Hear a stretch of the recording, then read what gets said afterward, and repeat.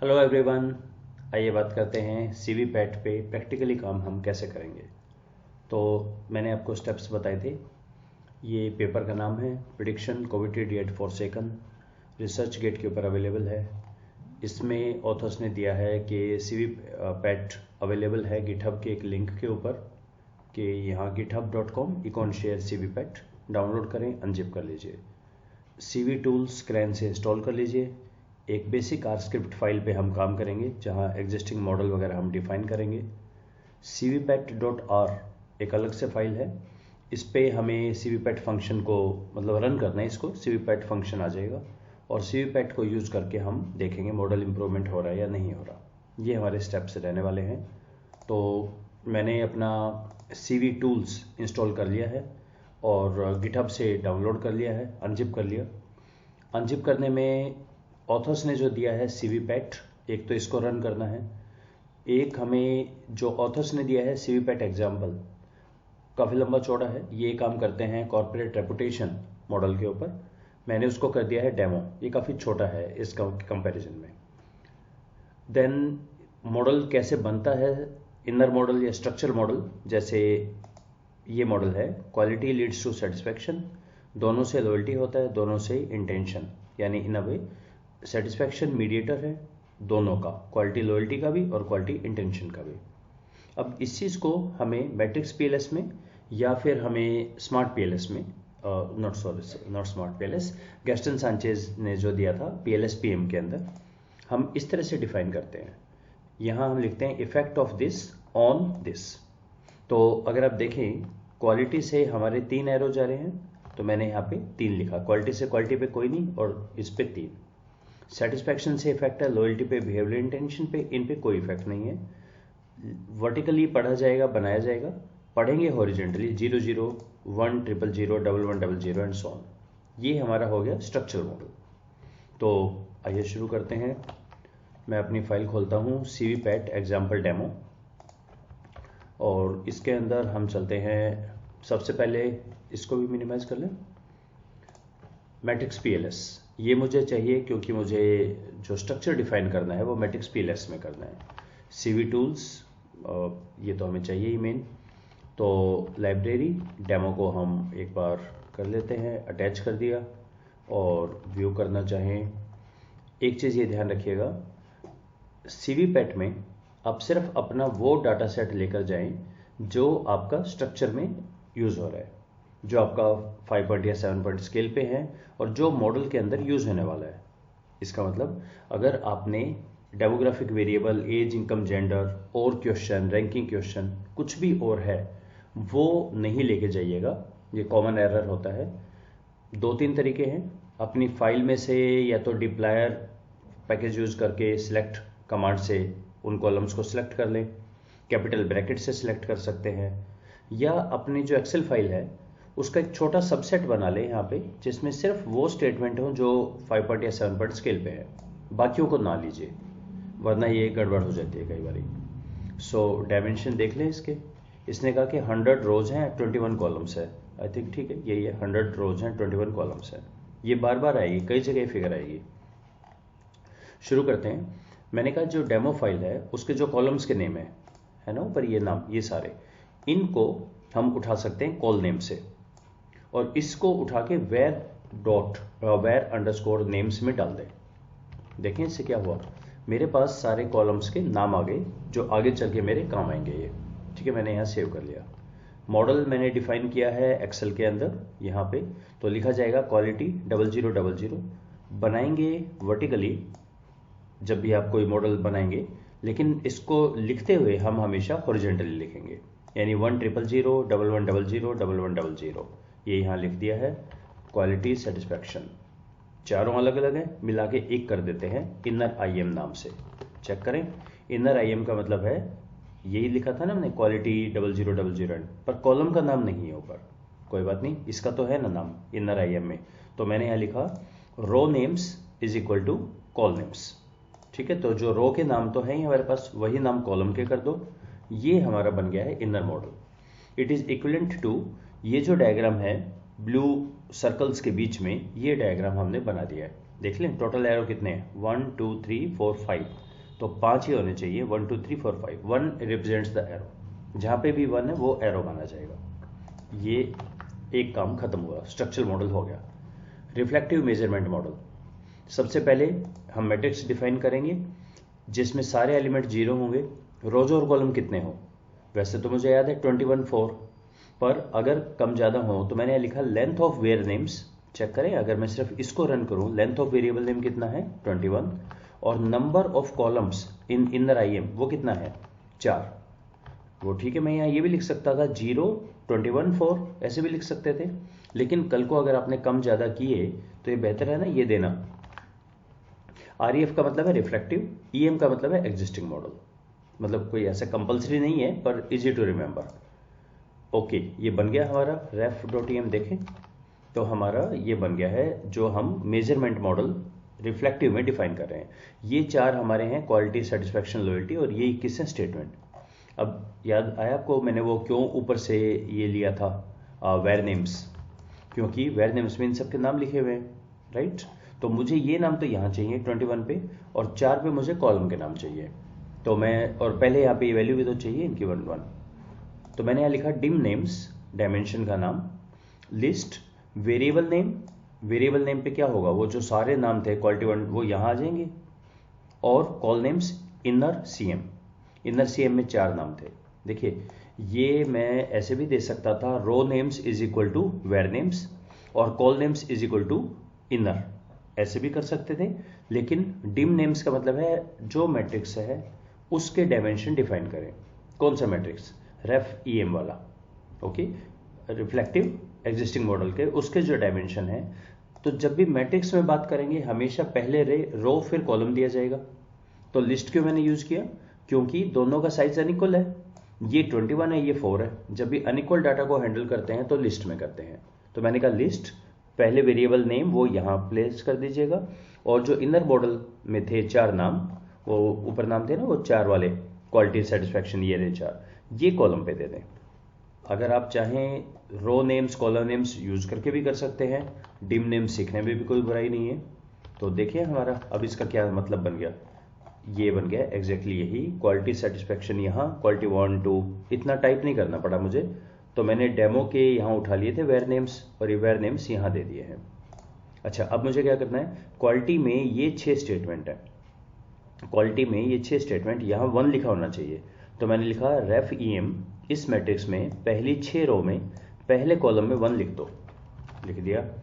दूसरे में दूसरा कॉलम, अब देखिए दूसरा कॉलम 7 से नहीं जा रहा, ये 12 से जा रहा है, 12 ऑनवर्ड्स, क्योंकि सेटिस्फैक्शन 1 है यहाँ पे, तो 12 to 15 सेकेंड कॉलम में 1 लिख दो, एंड सो ऑन, और टोटल देख लें, ये हमारा टोटल बन गया है। ओके, फॉर्मेटिव देना कंपलसरी है, यूज नहीं होगा पर कंपलसरी है, तो मैंने कहा रिफ्लेक्टिव को 0 से मल्टीप्लाई कर दो, सबको कर दिया। और ये क्यों लिखा हुआ है, कल को अगर कोई फॉर्मेटिव हो तो इस सिंटेक्स में आप समझ के कर लीजिएगा उसे। फॉर EM टी का मतलब ट्रांसपोज, टी का मतलब है ट्रांसपोज कर दो इसे। तो देखिए अभी तक कैसा है, फॉर्मेटिव बिल्कुल ऐसे ही है, रिफ्लेक्टिव जैसा, देखिए सारा ऐसे ही है, लेकिन अब मैंने कहा नहीं, इसका ट्रांसपोज कर दो, रो को कॉलम में कन्वर्ट कर दो। तो देखें अब क्या बन गया ये, अब ये सारा ऐसा बन गया कि हमारा ये 4 कॉलम है और बहुत 4 रोज है और बहुत सारे कॉलम्स हो गए 21, ये जरूरी है ऐसा करना। फाइनली मैं EM कर लेता हूं लिस्ट, क्योंकि सारे अलग अलग साइज हैं। इनर मॉडल है, ये स्ट्रक्चरल मॉडल है, रिफ्लेक्टिव मॉडल, फॉर्मेटिव मॉडल, सबका इकट्ठा करो और एक बार दिखा दो EM में क्या आया। तो EM में इसने कहा 3 चीजें, एक तो स्ट्रक्चर मॉडल है इनर में, एक रिफ्लेक्टिव का है, और एक फॉर्मेटिव है जो कि पूरा 0 है और ट्रांसफॉर्म्ड है, राइट। अगर आपको मैट्रिक्स यूज करना हो, मैट्रिक्स PLS यानी इनकी वैल्यू चाहिए, तो 2 आर्ग्यूमेंट COV डेमो और एग्जिस्टिंग मॉडल, हैश लगा दिया मैंने ताकि अभी हम काम नहीं कर रहे हैं, हम आगे चलते हैं। अब मैंने क्या प्रपोज किया, on the basis of review मुझे ऐसा लगता है क्वालिटी से बिहेवियरल इंटेंशन आता है कि दोबारा रीपरचेज इंटेंशन, सेटिस्फाइड है तो भी, लेकिन लॉयल्टी है तो भी आता है, तो मुझे ऐसा लगता है कि शायद ये भी होना चाहिए। तो इसको सबसे पहले बताइए डायग्राम में हम कैसे बताएंगे। Loyalty has an effect on behavioural intention, यहाँ 1 हो जाएगा, देखिए यही कर रहा हूँ मैं, लॉयल्टी से बिहेवियरल इंटेंशन पे एरो आ गया ना, एरो मीन्स 1, तो यहाँ पे 1 1 1 0 आएगा। ओके, चेक कर लो, मैंने पहले कहीं गड़बड़ तो नहीं कर दिया था। 1 1 0 0 है, ठीक है। तो अब मैं इसको दोबारा डिफाइन करता हूँ, क्वालिटी, सेटिस्फैक्शन, लॉयल्टी और बिहेवियरल इंटेंशन में चेक करें 1 1 1 0 आ गया है, राइट। ये एक नया आ गया ना मेरे पास। तो मुझे चेक ये करना है कि मॉडल में जब भी कोई चेंज किया, क्या सिग्निफिकेंट इंप्रूवमेंट है या नहीं। ये चीज़ एमओस के पास तो थी पर स्मार्ट पीएलएस में नहीं थी। स्मार्ट पीएलएस बोलता था कि आप इसका रन कर लीजिए पीएलएस प्रेडिक्ट, पहले आप रन कर लीजिए इसको हटा के, और ये मुझे ज़रूरत पड़ेगी, मैं इसलिए रन कर रहा हूँ पीएलएस प्रेडिक्ट। और सेकंड हमारा होता है कि जो पीएलएस प्रेडिक्ट हम कर दें, ये आगे ना वैल्यू, ये वाली वैल्यू है, देखेंगे हम कैसे आएंगे, और फिर जब एरो लगाएंगे यहाँ पे तब क्या वैल्यूज आएंगे। अभी हम आगे चलते हैं। तो अब मैं ले रहा हूँ इनर एएम। एएम का मतलब है अल्टरनेट मॉडल, यानी एक तो था एग्जिस्टिंग मॉडल, अब मैं कर रहा हूँ अल्टरनेट मॉडल। बाकी सब कुछ सेम है, तो मैं क्विकली थोड़ा सा रन कर देता हूँ और ये एएम बन गया है। एएम में सिर्फ एक चीज़ फ़र्क आया है, एक एरो एडिशनल दिया है मैंने, just to show.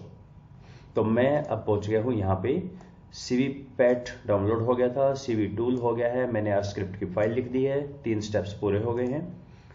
4th step में cvpat.r को रन करते हैं। कहाँ है ये फाइल, ऑथर्स ने दी हुई है, डबल क्लिक, आ गया, कंट्रोल ए और रन। जैसे ही रन किया क्या होगा, एनवायरनमेंट में हमारे पास बहुत सारे फंक्शंस आ जाएंगे।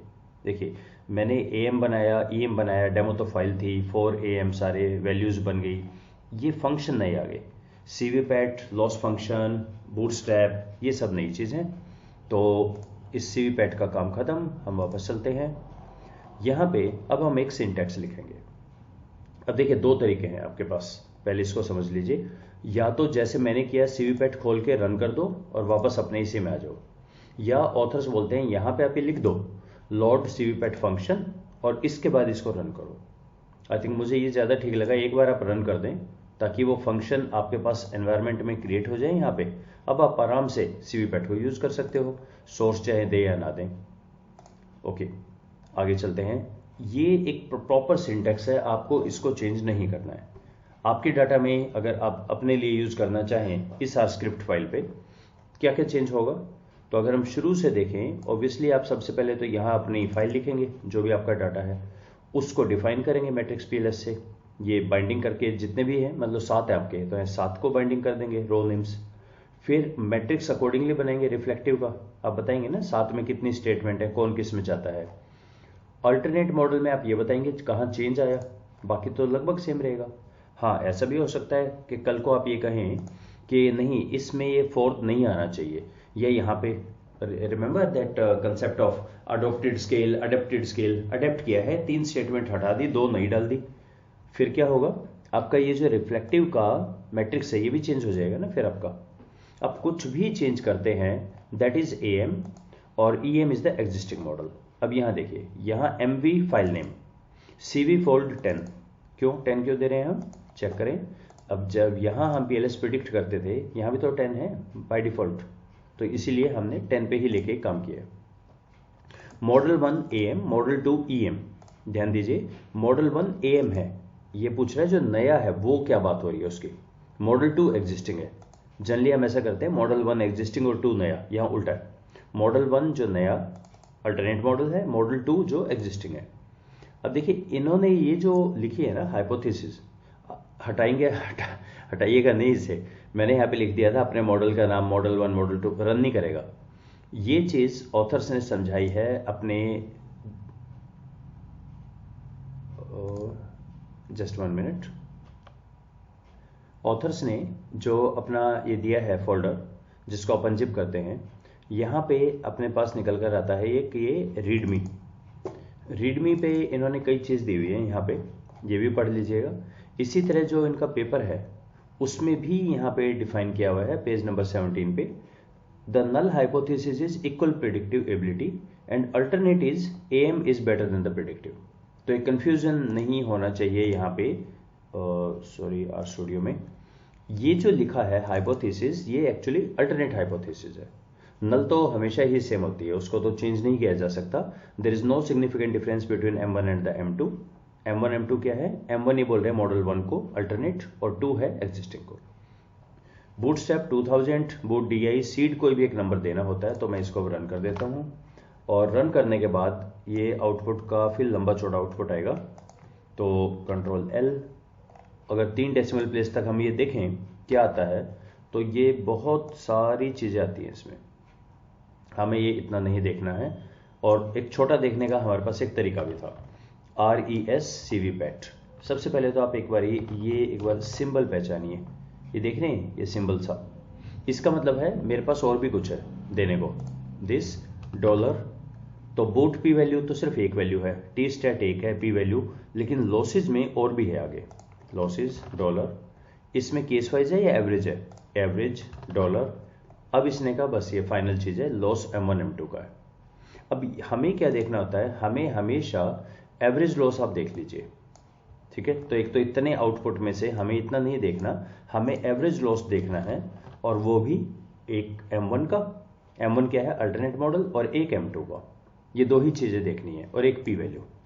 तो मैंने यहाँ पे लिख दिया M1 is equal to this losses, average losses M1 का निकालो, तो रन, और ये M2 का रन। और अब आप अपने दोनों को चेक कर सकते हैं कि M2 आपका एग्जिस्टिंग मॉडल का कैसा है। Let me create some space.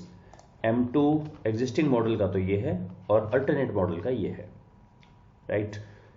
इतनी मेहनत करके हम कहाँ तक पहुँच गए, हम पहुँच गए यहाँ तक, ये जो मैंने आपको कहा था ना, दिखाता हूँ मैं आपको, LV, ये पहुँच गए हैं कि RMS CA टाइप ये आपने निकाल दिए हैं। लेकिन अभी ये तो नहीं पता लगा ना, देखिए जैसे अभी कोई रिलेशन नहीं है, तो ये है हमारा LV। मैं इसको कॉपी कर लूँ एक बारी, और एक्सेल में ले चलते हैं, न्यू शीट में, ये हमारा आ रहा है। अब प्रॉब्लम क्या थी यहाँ पे, जब हम काम करते थे, ये मॉडल को रन करने पे PLS प्रेडिक्ट पे ये तो बताएगा कि अब कितना आ गया है, पर क्या उनमें सिग्निफिकेंट इंप्रूवमेंट है या नहीं, ये बात तो नहीं बता रहा ना ये। तो चेक करें, और इसको हटा भी देते हैं एक बारी। RMS CA चेंज हुआ, बिल्कुल हुआ। कितना फर्क पड़ा, इससे फर्क हो गया, छोटा हो गया 0.002, ये 0.005 हो गया चेंज। ओके, पहले तो ये नोट करें, जब भी आप PLS प्रिडिक्ट पे काम करेंगे, हमेशा डिपेंडेंट वेरिएबल के को लेके ही काम करेंगे, डिपेंडेंट वेरिएबल के रिगार्डिंग काम करेंगे। डिपेंडेंट कितने हैं, जिसमें इनकमिंग एरो, ये डिपेंडेंट और ये भी डिपेंडेंट। अब एक चीज बताइए, जब मैंने ये एरो लगाया, आपको क्या लगता है इस पे कोई फर्क आएगा क्या सेटिस्फेक्शन पे? शायद नहीं। वैसे ये तो बोल सकते हैं कि देखिए ओवरऑल मॉडल के डायनेमिक्स चेंज होते हैं, थोड़ा बहुत तो फर्क आएगा, लेकिन इस पे तो क्लियरली लग रहा है ना, जब एक और एरो आ रहा है, ये तो पहले 2 थे इनकमिंग, अब 3 हो गए इंडिपेंडेंट वेरिएबल, इस पे तो बिल्कुल लगता है। इससे जा रहा है, हो सकता है फर्क पड़े, लेकिन बाकियों पे शायद कम फर्क पड़े। तो हमारा ये हम बोलेंगे RMSC जितना छोटा उतना बेहतर। हाँ, छोटा तो हुआ है, ये भी छोटा हुआ है, पर 0.005 हुआ है ना छोटा, तो क्या ये सिग्निफिकेंट इंप्रूवमेंट है? वही चीज हम यहां पहुंच गए कि लॉसेस तो बिल्कुल ठीक है जी, लॉसेस तो कम हुए हैं, जितना लॉस कम उतना, मतलब जितनी छोटी वैल्यू उतनी अच्छी।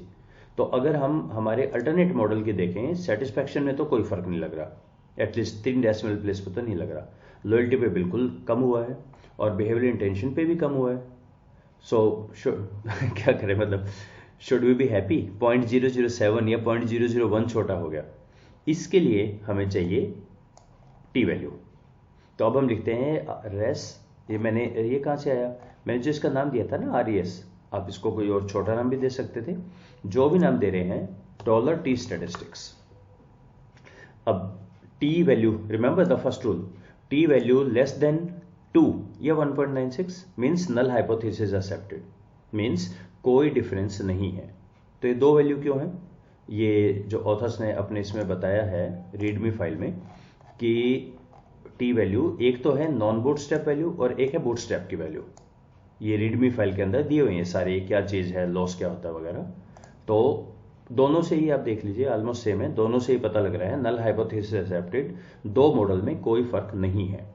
और अगर आपको इसकी पी वैल्यू चाहिए हो तो पी वैल्यू भी देख लीजिए।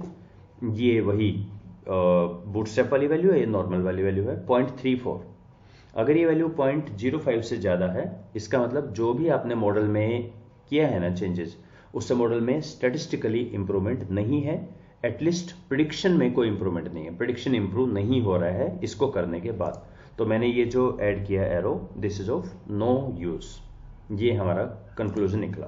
तो अगर आपकी ये वैल्यू 2 से ज़्यादा आती है तो सर्टेनली ये वैल्यू भी 0.05 से छोटी हो जाएगी एंड आपका कंक्लूजन होगा अब मेरा मॉडल सिग्निफिकेंटली इंप्रूव हो गया है। रिपोर्ट क्या करेंगे, एवरेज लॉसेस, ऑथर्स ने यहाँ दिया हुआ है, ये फॉर्मेट है, सीवी पैक्ट पहले मॉडल का कितना, दूसरे का कितना, डिफरेंस कितना और उसकी पी वैल्यू।